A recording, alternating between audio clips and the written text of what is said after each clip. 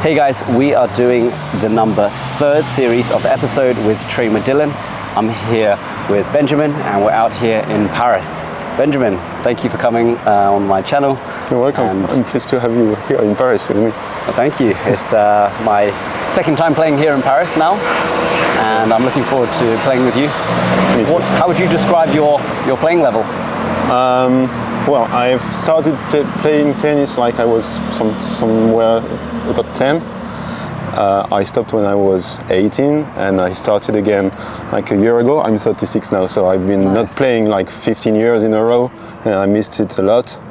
And so I restarted competing last year, and I'm starting to getting back to the level I had before, which was not very advanced, but so in the French ranking I was 15/5. I believe it's like something 8.1 in the UK. Oh, the rankings, yeah. Yes. So have you been to Roland Garros before? Sorry? Have you been to Roland Garros before? Yeah, on Tuesday. Oh, you're going on Tuesday? Yeah, it was amazing. I could spend my life there. Who's your favorite player? I went to see Jules Marie. Oh, Jules Marie, yes. Yeah. And who else? Obviously I watched Nadal training. Did you see him training? Yeah, against Korda. No way. And then it was Rune against Paul. Rune played against who? Tommy Paul. Oh, Tommy Paul. Wow, so you got to see a lot of good training matches. Yeah, it's amazing. What's impressive is the sound of the ball when they hit a first serve. Like how hard they hit it? The power of the ball inside the ball, like the sound of it, it's like a gunshot. It's that powerful, yes. And for me, it's wow. It's yeah, it is pretty incredible. Yeah. Wow. Who's your favorite player? So of all time, Roger, obviously. Yes, same here. I kind of like Rune, even if he has bad part of it on him. Yeah, Holger's pretty solid, and he's still very young. He's up and coming and looking good too. I think he's stabilizing now by having Moratoglu again with him. Yeah, he's come back to him. And another one is Tommy Paul also. I don't know, I love the way he plays. It's simple. Yeah, and Tommy Paul, and he's very, very relaxed when he's playing. Yeah, exactly. There's no tension, like he's just going with the flow. And exactly. He's very light. And his tricks with the racket, like what he does. Oh, his racket spinning. Yeah. Yeah. I tried to do this, I dropped it, I had a hitch on the... A little bump on the Yeah, no, I don't want to do that. I'll teach you how to spin this way. That's it. Who else? On the woman, I really like Emma Navarro. Like she had a breakthrough. Yes. In Indian Wells or Miami, I don't remember. Emma, I've seen a lot in. I saw her in America. Yeah. She played at in Indian Wells, and I was watching her. I know her sparring partner at the time. Oh, really? He's one of my good friends. So tennis with Ingam? Sorry? It's tennis with Ingam. Is that his handle on Instagram? Ingram or Ingam? I don't remember what's his name? You're talking about the sparring partner, right? Yeah. And it's a black man. Black guy, yes. And yeah, I follow him too. Yeah, I saw you playing with him. Yeah, no, he's with a one-handed backhand. One-handed backhand, yeah. So for the first exercise, I want you, Benjamin, to hit 4 shots, and then we can play the point out live. But those 4 shots are not winning shots. Yeah. They're roughly about 60 to 70% of your max power. So you're not trying to go for winners, you're trying to go for placement, move me around the court, being a bit more patient. Like you said, we're working on that consistency aspect. And it doesn't matter if it's right, left side? It can be any way you like. Okay. No drop shots, no big winners yet. Okay? All right. Or if you hit a drop shot, I'll run for it. All right. So ready, so 1, 2, 3, 4, play. Oh! Aha. And again, all feet, ready. 4 shots. 1, 2, Ah, 3, shoot. and again. So we'll start that again. Keep that shape. 1, 2, keep the height. 3, 4, play.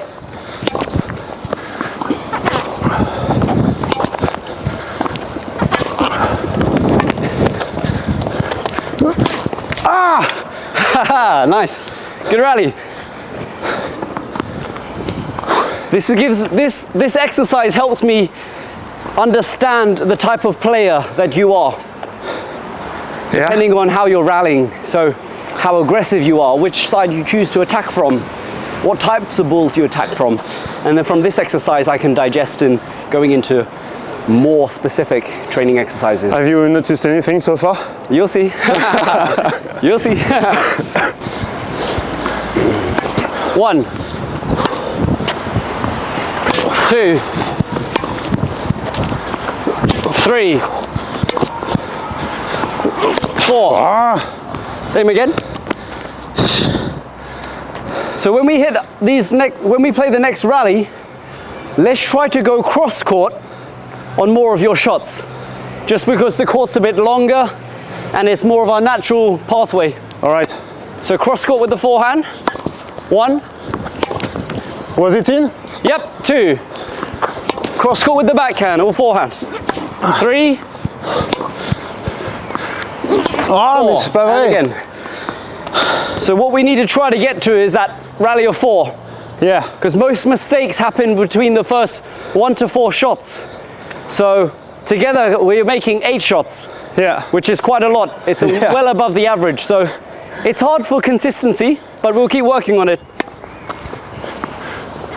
1, 2, 3, and cross court. 4, play.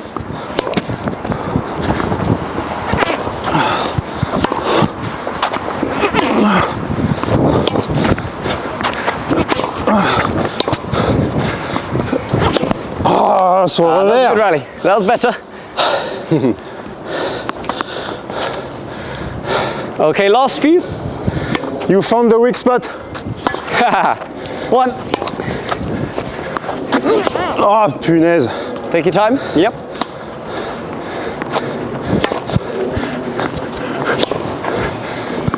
Good ball. 2, 3, 4. Oh, putain. Okay. And have a breather. I know it's very warm out here, but one thing I would like us to be aware of is your court position. So right now we need to understand that the further back we are behind the baseline, the more of a defensive to rally ball we need to be playing. Yeah. Because sometimes when we're standing really far back, we are still attacking, whereas that court position doesn't really allow us to attack. Yeah, that's true. So let's go through 3 distinct phases. Let's go through the first one, the deep ball, which is a high, safe trading ball. Yeah. Because did you see that deep ball there? We went down into the net. Yes. That we need much more shape. 2 meters plus over the net for that Yeah, ball. yeah, yeah. When you're rallying, if this was the baseline, you'd be maybe 1 foot behind, just inside the baseline. That's a neutral ball, a rally ball. Yes. But if you're standing up the court and you're transferring your weight forwards, that's your offensive ball. So we're going to go through an exercise now where you're going to say defend, rally, or attack, Okay, cool. depending on what type of ball you have. All right. Okay. See what you mean. Just show me what you think you were talking about for your backhand. So on the backhand, I feel like I'm not super strong on the feet, on the legs, but I don't know. It's weird because I think what happened is I'm late, so I take the ball here, I don't really look at the ball anymore. I'm already looking there. Where you're aiming. And my body is already moving instead of stay strong. So I'm late and... So a bit more grounded in your legs. Yeah. I do find that most of the time the ball was hitting the side of the frame. Yeah. So I felt like the lengthening part of your racket was not quite exaggerated enough. So for instance, if your racket was out to the side here, Benjamin, so when you're making your contact with the ball, I want you to imagine here you're looking through the strings. Yeah, okay. So can you see my racket here? Yeah. Whereas when you're to the side, can you see that's parallel to the body? It's difficult there? It's very to hard. see. Yeah. So when right. you're here, what I want is to imagine you keep going out towards your target before you finish. Because So sometimes... something like this, like Right. you really go in front That's of it, you. because sometimes you're contacting the ball and then you're coming close to the absolutely, body. yeah. That's why it was hitting some of the frame, whereas your forehand was spin, but you kept going out a little bit longer. So Yeah, okay. just pay attention to that for Just now. something like this. It's more exaggerative. You're going through the ball. You go up. Yes, yeah, but you're up going and- up and through the ball. Yeah, okay. Some people do that exercise where they put 3 balls on the tennis on the ground, and they say you need to hit through the line of that ball, which is fine, but you don't want to hit and then pull your hands across your Yes, body, yeah. so you're tight. Yeah, okay. We'll work on that. Having an understanding for what you're doing gives you a much better perspective in your rallies. Indeed, yeah. Like if you are deeper in the court, you cannot attack. If you're in a neutral rally position, you have options. Yeah. And when you're short, you go for it. You don't hesitate. There are some times where the ball is long, but it's very slow. So it just, there is a big bounce and you are here. And sometimes I feel like I could still hit very strong. You could potentially, but it's a lot harder to put a lot of pressure on your opponents because you are further back behind the baseline. Yeah. So okay. it's more like a ball where you probably could put a bit more pressure, but not go for like a finishing ball. Yeah, so you just go deep and You're waiting for the next ball to be okay. an offensive shot. So for the first exercise, I want to start with defend, okay? All right. So defend, we go back. Defend. Oh, Good. And I want these balls to go a little bit higher and cross court more so. That's it. So defend. Good. And we're always trying to get our body weight behind the back of the ball. That's good height. So plenty of net clearance. See, that would be a bit too low. Can you see where it's landing? Yeah. So try that again. Better, a little bit higher. That's it. That's a good ball. Same again. That's a great ball. So that's the one I'm looking for. Okay. So that had good trajectory and height, and it was still safe. Great ball. Yes. Same again. Good. Let's go for 2 more. Excellent. Height with shape. That's a great ball. There we go. So that will be our defend situation. All right. And you can see that's quite comfortable. The main thing here is that we are moving back first to give yourself the time to set before you hit. Yeah. We don't want to be running back and then hitting as we are falling off the ball, because that's when we lose balance and our control. Now we're going to go into the neutral rally ball. So you're roughly on the baseline. Maybe you can put a bit more pressure. Maybe you can create some more options to dictate. All right. So like a rally ball from here. Yes. Great. Nice job. Staying a little bit lower now, because remember, we are quite tall. So we want to ground ourselves a little bit more. Yeah. We want to get low with those legs. Feeling the burn in the legs. Aha. There you go. Staying down. Much better. Aha, good. And relax. So you told me just before that you were watching some videos online and you were learning some various things from David Samuels, Yeah. who is the coach of Liam Brody, Exactly. top 100 player. Yeah. And something that you were mentioning was to be more dynamic. Absolutely. Can you explain a little bit more about that? So there was plenty of things in his workshop, but one thing that struck me was the fact that you need to be dynamic all the time, not only on the court but also outside the court, like before the night before, the day before, to be energized. Like the key point was being energized, and he was saying that whenever you play, you have to exaggerate maybe how much you bend the knees, and which I don't do very often. We're working on it. But yeah, so the more you bend, the stronger you seem to be on the bases on your legs. Definitely. And the more power you have, the more accuracy you get. And he was saying that you need to have this mindset every time. And I try to apply this, not enough today, but on matches, and it kind of changed my game almost drastically. Like it was like I could have lost 6-0, 6-1 just because I was doing mistakes on my own. Like the player in front just had to feed me, and I would put the ball on the fence every time. But doing this, it demands more concentration, more focus. But also you gain consistency doing that too. Definitely, yes. No, so I yeah, I just changed that. It's better. It's not enough yet, but it's getting better. And what I find is amazing how you can use somebody that's online and take notes from them. Yeah. So from coaching videos or from a coach's advice, and apply it to your own game straight away.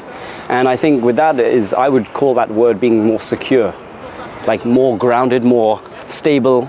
We say that word stability with the legs before hitting. And I think because you're a taller gentleman, you need to make sure definitely you need to be lower to the ground. Yeah. If the ball is landing knee level height, low fast ball, and you're just standing upright, there is no balance and stability there. So exactly. I think your defense, you're a bit higher because the ball is about shoulder height. Your rally ball, shoulder height. And now we're going to do some short balls where I want to see you put some pressure. I want to see the power in you. All right? Yeah. Let's do it. I hope the neighbors are not awakened. No, you're good. All right, let's see some pressure. Nice, great ball. Very nice.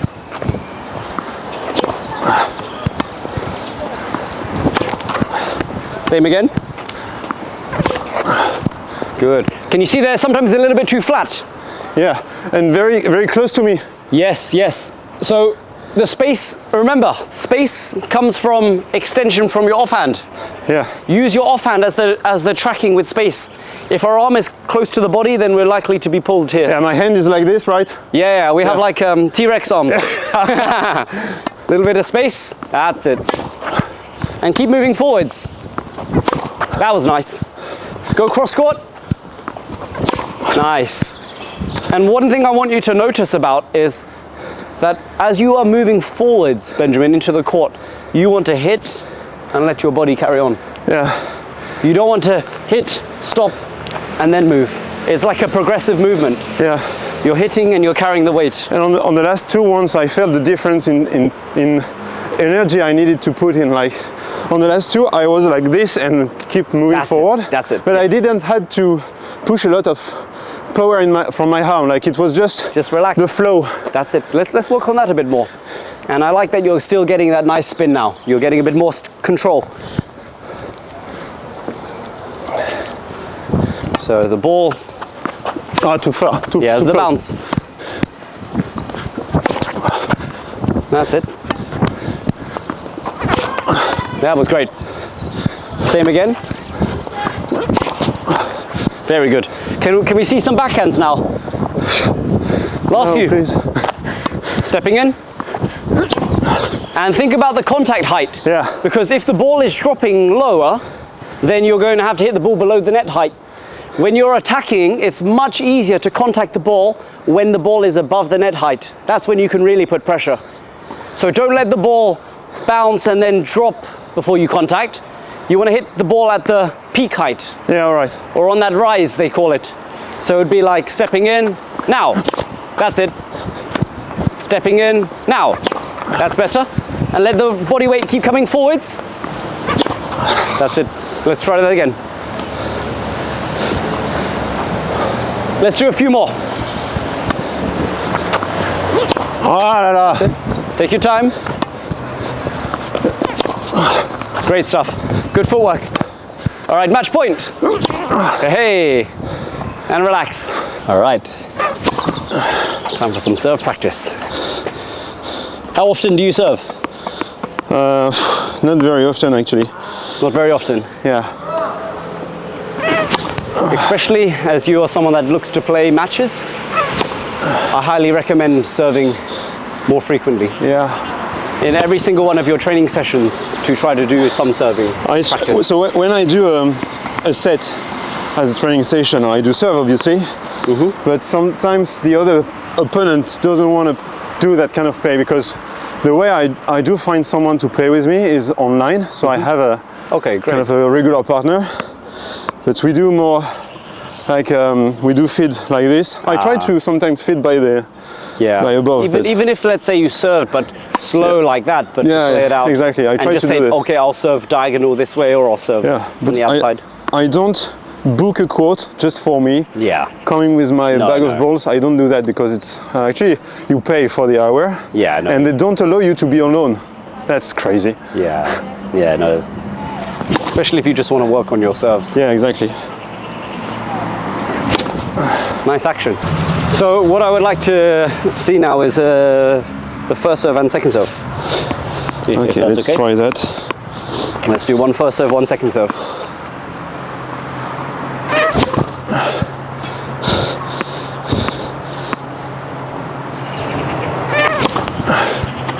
I see what you mean by speed-wise. They're pretty similar. How much slice do you apply on the ball?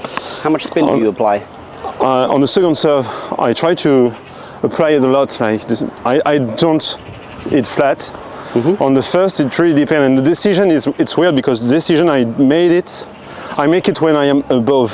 Oh. So I can change the grip when you're above on that position or that position. It's very weird. Interesting. Try to choose that position before. See, so here, I don't know if you noticed, but I kind of did this when I was here. For more consistency, I would try to not change it mid action, because if you're up here and then suddenly you're changing it. Yeah, it's kind of a reflex. I don't know if it comes as an adaptation from my throw. So if it's maybe a little bit more on top of your head, like that, flatter, but if it's more to your right, you might hit slice. Yeah, I think I tend to compensate with this. I would say, if possible, from my personal background of coaching, I would say, try to keep what you know best in picking before. But for your first serve and second serve, I'd say for the second serve, you still want to apply a lot of speed, but instead of hitting it like this, like flat for a first serve, I would say put more spin, but still try to accelerate at a similar speed to your first serve. So you don't actually want to slow down, you just want more contact time with the ball. So try a few slice serves, but still have that nice speed to the ball. And as you can see, we still need to be moving forwards inside the court. That was better. And also listen to the sound carefully. I won't speak for a little bit, and I want you just to listen to the sound of the ball slicing off the strings. That's great. Yeah. Still keep that acceleration. That's it. So that's a much safer second serve. We'll go on the outside, but it's still got pace to it. So it's very close to the line. Like I think the last one landed somewhere here. It is a little bit. Yeah. It is a little bit, but you have a bit more control, although you have like that extra slice.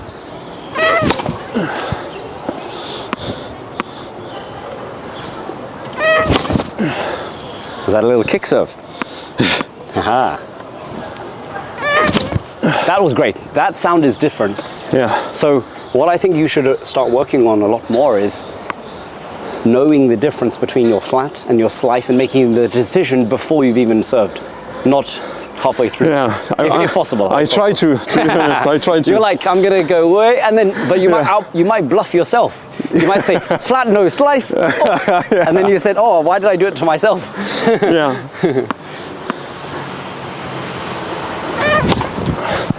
So here I was going to hit flat. I didn't choose.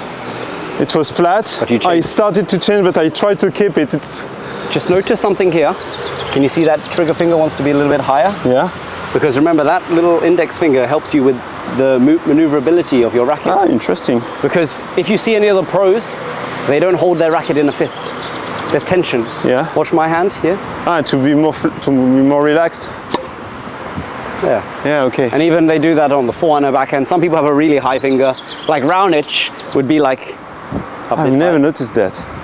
It's to do with tension. So I'll show the camera very quickly here, but if you can see that my hand is in a fish shape, I'm holding the racket very tightly, but then once I bring my trigger finger up a little bit higher, it gives you just a bit more dexterity with your hand, a bit more control. That's it, try some.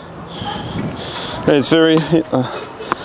You don't see it on TV weird. when you're watching. It's hard to tell the difference. Oh, it's so hard to keep the racket in the hand. Because it's a lot more relaxed. That's it. Try play around with that.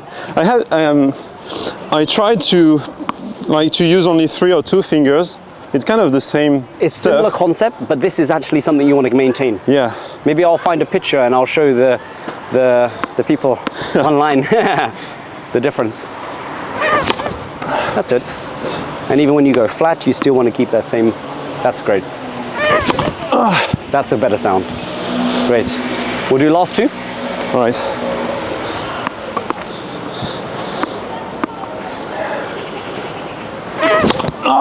Shoot. Good. Remember, see how we want to come up and forwards a bit more, and still keeping that acceleration.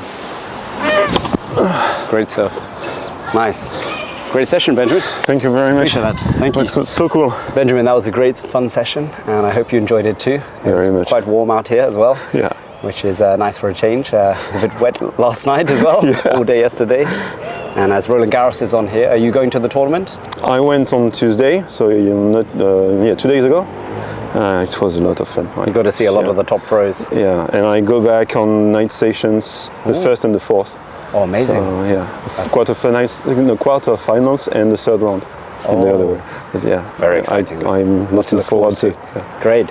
And Jennifer from the previous episode asked a question of how you got started in tennis. How did you start playing tennis originally? Yeah, well, it was a long time ago. I don't really remember, but I think I used to do what my sister was doing. She's older than me, and she was, like, for example, starting riding horses. I did the same. She was dancing. I did the same, and I think she started playing tennis. I did the same too. And the fun thing is that she probably played 3 months, 4 months of it, or even 1 year, and it lasted 10 years for me in the tennis club. Amazing. And now here you are. and I'm really enjoying it because I had a long pause, and now I kind of breathe tennis like. Everything. Yeah. Amazing. And what question would you want to ask my next guest? I wonder if he had to create the best player possible, which part of the tour player would he take from? So which attributes from the different players, like the mental mind, the physical, the tactical, the technical? Yes. Or maybe we could simplify it and just say forehand, backhand, serve. Yeah, anything that he wants. Yeah. Who is your favorite GOAT, or who is the GOAT for you? Yeah, Roger. For sure. Yeah. Amazing. That's because of him I play with the pro staff. So. Look at me with Wilson. Thank you so much, Benjamin, man. Really appreciate it. It was a pleasure. Thank you so much. Thank you for being here. Thank you.